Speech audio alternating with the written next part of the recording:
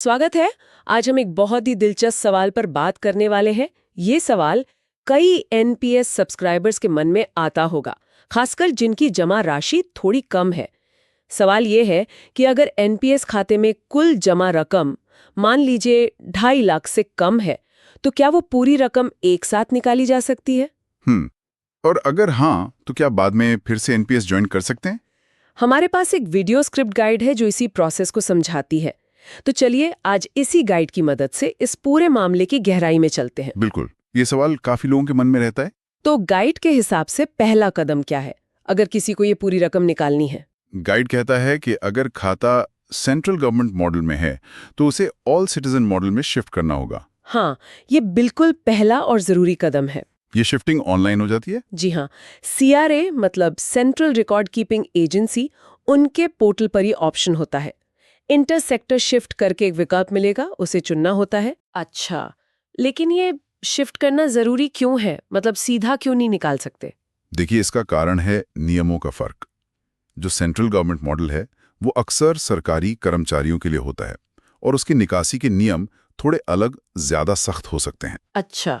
All citizen model आम नागरिकों के लिए है और इसमें यह 2.5 लाख रुपए से कम वाली पूरी निकासी का नियम लागू होता है। तो एक तरह से शिफ्ट करके आप अपने खाते को सही नियम के दायरे में ला रहे हैं। समझ गई। मतलब ये एलिजिबिलिटी के लिए पहला स्टेप है। ठीक है, मान लीजिए ऑनलाइन शिफ्ट कर दिया, प्रोसेस हो गया, तो क्या अब तुरंत पैसे निकाल सकते हैं आप? नहीं, तुरंत नहीं। गाइड में एक और बात बताई गई है। अच्छा। क्या? शिफ्टिंग पूरी होने के बाद आपको कम से कम 3 महीने तक निवेश जारी रखना होगा। मतलब जो भी आपका कंट्रीब्यूशन प्लान है, उसे 3 महीने और चलाना होगा ऑल सिटीजन मॉडल में आने के बाद। 3 महीने शिफ्ट करने के बाद भी? ये थोड़ा अजीब नहीं लगता? मतलब शिफ्ट किया ही निकालने के लिए, फिर 3 महीने क्यों रुके? हाँ, ये सवाल वाजिब है। गाइड में इसकी सीधी वजह तो नहीं बताई, पर अंदाजा ये लगा सकते हैं कि शायद ये इसलिए है ताकि लोग सिर्फ पैसे निकालने के लिए ही फटाफट मॉडल न बदलें। ये 3 महीने शायद ये पक्का करते हैं कि खाता नए मॉडल में ठीक से एक्टिव हो गया है और ये कोई सिस्टम का गलत इस्तेमाल करने की कोशिश नहीं है। एक तरह से कह सकते हैं कूलिंग ऑफ पीरियड जैसा। अच्छा अच्छा, सिस्टम को सेटल होने का टाइम देने के लिए। ठीक है, ये भी समझ आता है। तो खाता शिफ्ट हो गया, 3 महीने इंतजार भी कर लिया, कंट्रीब्यूशन भी चालू रखा। अब आता है मेन मुद्दा, पैसे निकालना। हाँ, अब आती है वो बात जिसका सब इंतजार कर रहे थे। गाइड बिल्कुल साफ कहता है कि अगर ये सारी शर्तें पूरी हो गई और आपके एनपीएस खाते में कुल जमा रकम, ध्यान रहे आपका योगदान और उस पर मिला रिटर्न, सब मिलाकर अगर ये 2.5 लाख रुपए या उससे कम है, 2.5 लाख या उससे कम, ठीक है, तो आप पूरी की पूरी रकम एक मुश्त मतलब लमसम निकाल सकते हैं। पूरी रकम बिना किसी एन्युटी वगैरह के? बिल्कुल, 100% विड्रॉल। इसके लिए फिर से सीआरए पोर्टल पर लॉगिन करना होगा। वहां एग्जिट फ्रॉम एनपीएस जैसा कोई ऑप्शन होगा। अच्छा, और उसमें साफ साफ चुनना होगा कि आपको 100% लमसम विड्रॉल चाहिए। ये तो बड़ी राहत की बात है उन लोगों के लिए जिनकी जमा राशि कम है। क्या इसमें कोई डॉक्यूमेंट्स वगैरह भी लगते हैं ऑनलाइन? हाँ, बिल्कुल, वेरिफिकेशन तो जरूरी है ना। गाइड के मुताबिक आपको अपना आधार और पैन कार्ड की डिटेल्स देनी होंगी। ठीक है। और साथ में बैंक अकाउंट का प्रूफ, जैसे कैंसिल चेक की फोटो या पासबुक का पहला पेज। ये सब ये पक्का करने के लिए कि पैसा सही इंसान के सही अकाउंट में जाए। सही है। और हाँ, ये बात फिर से याद दिला दूं, ये 100% निकासी का ऑप्शन सिर्फ तभी है जब टोटल अमाउंट 2.5 लाख या उससे कम हो। अगर रकम जरा सी भी ज्यादा हुई, मान लीजिए 2.5 लाख 1 रुपए भी हो गई, तो फिर वो सामान्य नियम लागू हो जाएंगे। मतलब कम से कम 40% से एन्युइटी खरीदनी पड़ेगी जिससे पेंशन मिले, और बाकी आप एक मुश्त निकाल सकते हैं। तो ये 2.5 लाख की लिमिट बहुत बहुत जरूरी है। बिल्कुल, ये फर्क समझना बहुत जरूरी है। अच्छा, तो मान लीजिए अप्लाई कर दिया, डॉक्यूमेंट सही थे, प्रोसेस हो गया, पैसा अकाउंट में आ गया, सब बढ़िया। लेकिन उस एनपीएस खाते का क्या होता है फिर? वो बंद हो जाता है? हाँ, यही अगला महत्वपूर्ण पॉइंट है। गाइड के अनुसार जब आप इस नियम के तहत 100% रकम निकाल लेते हैं, तो आपका वो एनपीएस खाता परमानेंटली बंद हो जाता है। परमानेंटली मतलब हमेशा के लिए? जी हाँ, स्थायी रूप से बंद। इसका मतलब है कि वो खाता और उससे जुड़ा जो प्रान नंबर होता है, परमानेंट रिटायरमेंट अकाउंट नंबर, वो भी इनएक्टिव हो जाता है हमेशा के लिए। ओह! आप उस प्रान को इस्तेमाल करके आगे कोई लेनदेन या नया निवेश नहीं कर सकते। वो खाता समझिए खत्म। ये तो काफी फाइनल लगता है। स्थायी रूप से बंद मतलब एक बार पैसे निकाल लिए तो एनपीएस से रिश्ता खत्म। लेकिन हमने शुरू में बात की थी कि क्या दोबारा जुड़ सकते हैं। गाइड इस बारे में कुछ कहता है। हाँ हाँ, बिल्कुल कहता है। और ये अच्छी खबर है। गाइड के मुताबिक अगर आपने इस तरह अपना खाता बंद करवाया है तो भी एनपीएस के दरवाजे आपके लिए हमेशा के लिए बंद नहीं होते। अच्छा, तो क्या कर सकते हैं? गाइड साफ कहता है कि जिस तारीख को आपका पिछला खाता बंद हुआ था उसके कम से कम 2 साल बाद। 2 साल? हाँ, कम से कम 2 साल का गैप होना चाहिए। 2 साल बीत जाने के बाद आप चाहें तो एक नया एनपीएस खाता खोल सकते हैं। नया खाता? मतलब पुराना वाला चालू नहीं होगा? नहीं, पुराना वाला तो बंद हो चुका परमानेंटली। आप बिल्कुल फ्रेश स्टार्ट करेंगे। एक नया खाता खोलना होगा। ये 2 साल का गैप क्यों? इसका कोई लॉजिक? गाइड में इसका भी कारण स्पष्ट नहीं है, लेकिन सोच सकते हैं कि शायद ये इसलिए ताकि लोग एनपीएस को हल्के में ना लें। यह है तो रिटायरमेंट सेविंग स्कीम ना। हाँ, सही बात है। कोई ऐसा सेविंग अकाउंट तो नहीं कि आज निकाला कल फिर जमा कर दिया। शायद ये 2 साल का गैप लोगों को सोचने का मौका देता है कि क्या वो वाकई लंबी अवधि की रिटायरमेंट प्लानिंग के लिए सीरियस हैं, दोबारा जुड़ने से पहले। हाँ, ये एक नजरिया हो सकता है, पर जरूरी बात यह है कि रास्ता बंद नहीं होता, बस 2 साल रुकना पड़ता है। बिल्कुल। और जब ये नया खाता खुलेगा 2 साल बाद, तो क्या प्रैन नंबर वही पुराना वाला मिलेगा? नहीं नहीं, सब कुछ नया। ये समझना बहुत जरूरी है। ये पुराने खाते को जिंदा करना नहीं है। अच्छा। आप बिल्कुल नए सिरे से प्रोसेस शुरू करेंगे।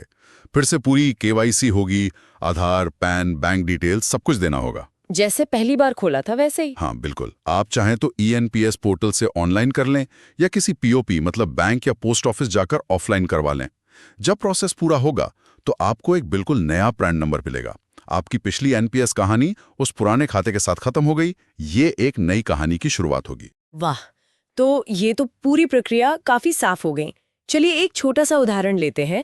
मान लीजिए कोई है रिया, प्राइवेट जॉब में है, उनका खाता पहले से ऑल सिटीजन मॉडल में है और उनके खाते में मान लेते हैं 2,10,000 रुपए हैं। अब उन्हें पैसों की जरूरत है, तो वो क्या करेंगी? ठीक है, तो रिया का खाता पहले से ही ऑल सिटीजन मॉडल में है तो उन्हें वो पहला स्टेप शिफ्टिंग वाला वो नहीं करना। हाँ। और मान लेते हैं कि वो पिछले 3 महीने से ज्यादा से निवेश भी कर रही हैं, तो रिया सीधे सीआरए पोर्टल पर जाएंगी, एग्जिट फ्रॉम एनपीएस में 100% लमसम निकासी चुनेंगी। ठीक है। अपने डॉक्यूमेंट्स देंगी, आधार, पैन, बैंक प्रूफ। वेरिफिकेशन के बाद 2,10,000 रुपए उनके बैंक अकाउंट में आ जाएंगे और उनका वो एनपीएस खाता और पैन बंद हो जाएगा। और अगर रिया मान लीजिए 3 साल बाद सोचती हैं कि अरे फिर से एनपीएस शुरू करना चाहिए, तो क्योंकि खाता बंद हुए 2 साल से ज्यादा हो चुके होंगे, 3 साल मतलब 2 से ज्यादा, रिया बिल्कुल एक नया एनपीएस खाता खोल सकती हैं। बिल्कुल नया। हाँ, नई केवाईसी, नया प्राण, और वो फिर से अपनी रिटायरमेंट सेविंग शुरू कर सकती हैं। पुराने खाते से कोई लिंक नहीं। ये उदाहरण से एकदम क्लियर हो गया। लेकिन इस पूरी प्रक्रिया में कोई ऐसी चीज है जिस पर ध्यान देना चाहिए? कोई छुपी हुई बात या कोई मुश्किल जो आ सकती है? गाइड तो प्रोसेस बताता है, पर प्रैक्टिकल चीजें भी हैं। एक तो डॉक्यूमेंट्स एकदम सही और अपडेटेड होने चाहिए। जरा सी भी गलती, नाम में स्पेलिंग मिस्टेक या अकाउंट नंबर गलत, तो प्रोसेस अटक सकता है। हाँ, ये तो है। दूसरा, प्रोसेसिंग में टाइम लग सकता है। ये मत सोचे कि आज अप्लाई किया कल पैसे आ गए, कुछ हफ्ते लग सकते हैं। तो अगर बिल्कुल इमरजेंसी है तो ये टाइम ध्यान में रखना होगा। सही। और तीसरा, और शायद सबसे जरूरी, वो है इसका लॉन्ग टर्म असर। लॉन्ग टर्म असर मतलब रिटायरमेंट पर? हाँ, देखिए, एनपीएस है तो लंबी अवधि का निवेश रिटायरमेंट के लिए। जब आप सारा पैसा निकाल लेते हैं तो सिर्फ पैसा नहीं निकालते, आप उस पैसे पर भविष्य में जो कंपाउंडिंग का जादू चलता उसे भी खो देते हैं। हाँ, कंपाउंडिंग का नुकसान। बिल्कुल। और अगर 2 साल बाद फिर शुरू भी किया तो वो 2 साल का गैप तो हुआ ही, उसका निवेश और रिटर्न तो गया। और नई शुरुआत मतलब फिर से जीरो से शुरू, वो जो एक लय बनी थी निवेश की, वो टूट जाती है। ये तो बहुत ही जरूरी बात है सोचने वाली। मतलब ठीक है, अभी जरूरत है, पैसे मिल गए, ये एक सुविधा है, लेकिन इसका एक नुकसान भी है, खासकर रिटायरमेंट के लक्ष्य के हिसाब से। हाँ, ये एक ट्रेड ऑफ है, तात्कालिक जरूरत बनाम लंबी अवधि का लक्ष्य। शायद इसीलिए ये 2.5 लाख की सीमा रखी है कि बहुत छोटी रकम वालों को शायद ज्यादा जरूरत हो सकती है और उनके लिए एन्युटी का मतलब भी कम हो। पर अगर रकम इसके आसपास है तो ये फैसला बहुत सोच समझ कर लेना चाहिए। तो अगर हम इस पूरी चर्चा को समेटें जो हमें इस गाइड से पता चला, पहला, अगर खाता सरकारी मॉडल में है तो ऑल सिटीजन में शिफ्ट करें। सही। दूसरा, शिफ्टिंग के बाद कम से कम 3 महीने निवेश जारी रखें। हाँ। तीसरा, अगर कुल जमा रकम 2.5 लाख या कम है तो सीआरए पोर्टल से 100% लमसम निकासी के लिए अप्लाई करें। बिल्कुल। चौथा, पैसे मिलने पर वो खाता और पीआरएएन परमानेंटली बंद हो जाएगा। जी। और 5वां, अगर फिर जुड़ना चाहें तो खाता बंद होने के कम से कम 2 साल बाद एक बिल्कुल नया खाता नए PRAN के साथ खोल सकते हैं। एकदम सही सारांश। ये प्रक्रिया उन लोगों के लिए एक रास्ता तो देती है जिनकी बचत कम है और जिन्हें जरूरत है, लेकिन जैसा हमने बात की, इसके नियम, शर्तें, टाइमलाइन, इन सब का पालन जरूरी है। और साथ ही इसके लॉन्ग टर्म असर पर सोचना भी जरूरी है। बिल्कुल। और यहीं पर वो सवाल आता है जो गाइड सीधे नहीं पूछता पर हमें सोचने पर मजबूर करता है। क्या हमेशा यही रास्ता बेस्ट है? पूरा निकालो, 2 साल रुको, फिर नया शुरू करो। खासकर जब रकम 2.5 लाख के आसपास हो। ये बहुत ही वैलिड पॉइंट है। देखिए, NPS में कुछ खास जरूरतों के लिए आंशिक निकासी मतलब पार्शियल विड्रॉल का भी तो नियम है ना? हाँ है तो, जैसे बीमारी, बच्चों की पढ़ाई, शादी, घर। हाँ, तो अगर किसी की जरूरत उन श्रेणियों में आती है और वो नियमों के तहत योग्य है, तो क्या पार्शियल विड्रॉल एक बेहतर ऑप्शन नहीं हो सकता? उसमें खाता बंद नहीं होता, प्राण वही रहता है, रिटायरमेंट सेविंग चलती रहती है। हाँ, उसकी भी अपनी सीमाएं और शर्तें हैं, पर पूरा खाता बंद करने से पहले उस पर विचार करना शायद ज्यादा समझदारी हो सकती है। हाँ, मतलब ये कि 100% निकासी का ऑप्शन आसान और आकर्षक लग सकता है कि सारा पैसा हाथ में आ रहा है। बिल्कुल। लेकिन क्या ये छोटे अवधि की राहत लंबी अवधि के रिटायरमेंट गोल पर भारी पड़ रही है? ये फैसला बहुत ही व्यक्तिगत होगा। एकदम। ये पूरी तरह किसी की फाइनेंशियल सिचुएशन, जरूरत कितनी गंभीर है, आगे कमाई की क्या उम्मीद है और रिटायरमेंट को लेकर उनका अपना नजरिया क्या है, इस पर निर्भर करेगा। गाइड ने हमें कैसे करें बता दिया, पर क्या करें ये फैसला तो सब्सक्राइबर को ही लेना है, सारे नफे नुकसान देखकर। तो श्रोताओं के लिए आज सोचने की बात यही है, अगर आप ऐसी स्थिति में हैं जहां NPS रकम 2.5 लाख से कम है और आप पूरी निकासी के बारे में सोच रहे हैं, तो क्या आपने NPS के दूसरे विकल्पों जैसे पार्शियल विड्रॉल अगर लागू होता है पर भी गौर किया है? अपनी अभी की जरूरत और अपने रिटायरमेंट के बड़े लक्ष्य के बीच सही तालमेल कैसे बिठाएं, ये एक अहम सवाल है जिस पर शांति से सोचना जरूरी है।